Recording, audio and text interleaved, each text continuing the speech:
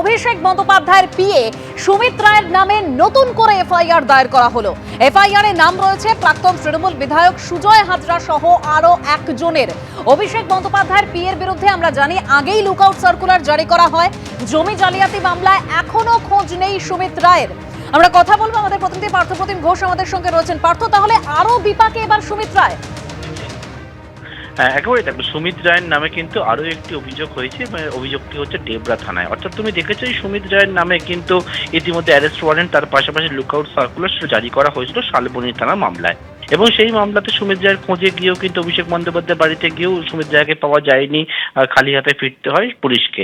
এর পরবর্তীকালেই তুমি জানো যে মাটি চুরির একটি অভিযোগ হয়, সেটা হচ্ছে ডায়মন্ড হারবার পুলিশ জেলার অধীনে, সেটা হচ্ছে কালীতলা আশুতি থানায়। তার পরবর্তীকালে আজকে একটি অভিযোগ হয়েছে, সেটা হচ্ছে গত 16 তারিখে একজন অভিযোগ দায়ের করেছেন, তার পরিপ্রেক্ষিতে এফআইআর হয়েছে। সেটা হচ্ছে অভিষেক বন্দ্যোপাধ্যায়ের আত্মসহায়কের বিরুদ্ধে নতুন করে যেটা অভিযোগ, সেটা হচ্ছে সরকারি চাকরি দেওয়ার নাম করে প্রতারণার অভিযোগ।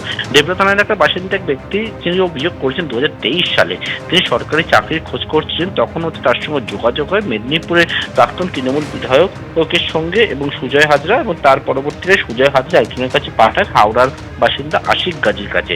আশিক গাজী তিনি লক্ষাধিক টাকা নেন ওই যুবকের কাছ থেকে এবং বলেন যে বিষয়টা সেটা হচ্ছে যে গোটা টাকাটাই হচ্ছে সুমিত রায়কে দিতে হবে, তবে সরকারি চাকরি পাবে। পরবর্তীকালে তিনি চাকরি পাননি, অর্থাৎ তিনি বুঝতে পারেন তিনি প্রতারিত হয়েছেন এবং এরপর তিনি গিয়ে পুলিশের দ্বারস্থ হয়েছেন এবং সেই দ্বারস্থ হওয়ার পর পুলিশ জানাচ্ছে এফআইআর রুজু হয়েছে এবং সেই এফআইআর 3 জনের নাম রয়েছে। একটি নাম হচ্ছে সুমিত রায়, তার পাশাপাশি সুজয় হাজরা, তার পাশাপাশি আশিক গাজী। তাদের বিরুদ্ধে হচ্ছে প্রতারণা, অপরাধমূলক বিশ্বাসভঙ্গ, জালিয়াতি সহ একাধিক ধারায় মামলা রুজু হয়েছে। প্রসঙ্গত বলে রাখি, সুজয় হাজরা যাকে বর্তমানে গ্রেপ্তার করেছে পুলিশের হেফাজতে রয়েছে, সেই সুজয় হাজরার দুটি ব্যাংক অ্যাকাউন্টের হদিশ তারা পেয়েছেন এবং পুলিশ জানাচ্ছে সেই ব্যাংক অ্যাকাউন্টে ফ্রিজ করার জন্য ইতিমধ্যে আদালতের দ্বারা দ্বারস্থ হয়েছে। বেশ, ধন্যবাদ পার্থ।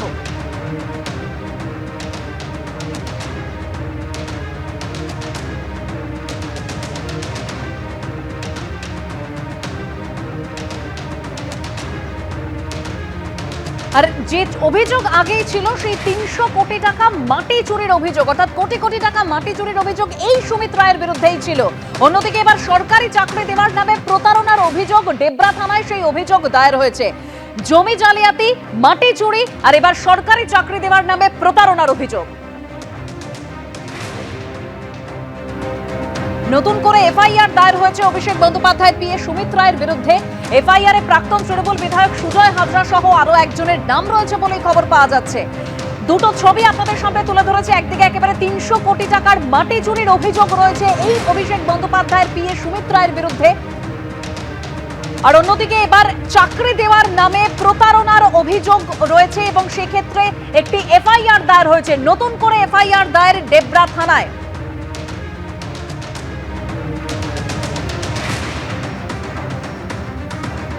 তিনশো কোটি টাকার মাটি চুরির অভিযোগ উঠেছে সুমিত রায়ের বিরুদ্ধে। অভিষেক বন্দ্যোপাধ্যায়, তার আত্মসহায়ক সুমিত রায় ও বিষ্ণুপুরের তৃণমূল বিধায়ক সহ আরো বেশ কয়েকজনের নামে থানায় অভিযোগ দায়ের করেছেন বিজেপি নেতা অভিজিৎ দাস অর্থাৎ ববি।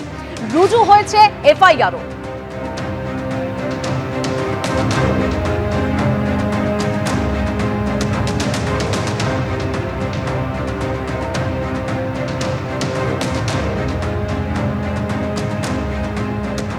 এই 163 বিঘা জমি পুরো 100 ফিট 120 ফিট ডিপ করে, মানে আপনার তাকালে ভয় লাগবে।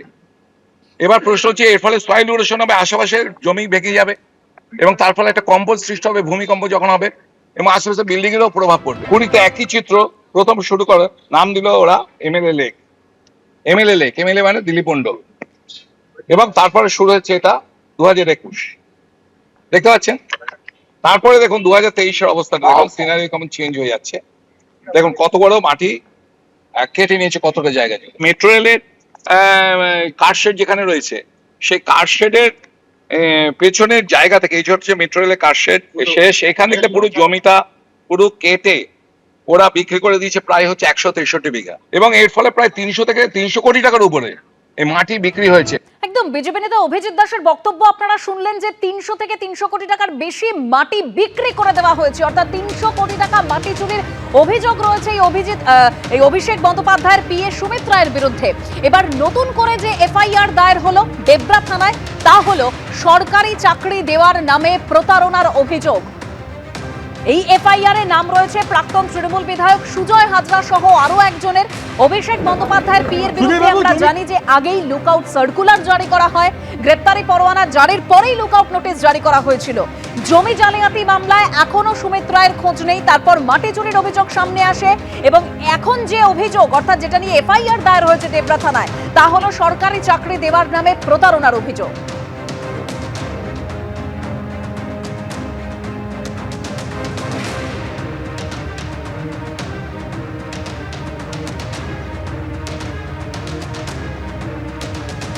রাজ্য বিজেপির প্রধান মুখপাত্র দেবজিৎ সরকার এ নিয়ে কি বলেছেন শোনাবো। প্রশাসনিক ক্ষমতা হাতে নিয়ে বিভিন্ন সময় মানুষের উপরে অত্যাচার করা এবং সেই অত্যাচারের অভিযোগ যখন এসেছিল তখন ওই একই প্রশাসনিক ক্ষমতাকে হাতে নিয়ে তদন্তকে বিমুখগামী করা এবং অন্যভাবে রাজনৈতিক ক্ষমতা এবং প্রশাসনিক ক্ষমতার জেরে অভিযোগকারীদের উপর অত্যাচার করা, এগুলোর দিন শেষ। ভয় আউট, ভরসা ইন। এখন রাজ্য সরকার আছে, কোনো দলীয় সরকার নেই। যারা অন্যায় করেছেন সবার কাছে গিয়ে পুলিশ পৌঁছবে, বিচার ব্যবস্থা সবার জন্য একই হবে।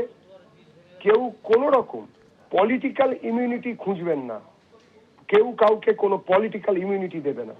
আইনের শাসন সবার জন্যই লাগু হবে। এবিপি আনন্দ, এগিয়ে থাকে, এগিয়ে রাখে।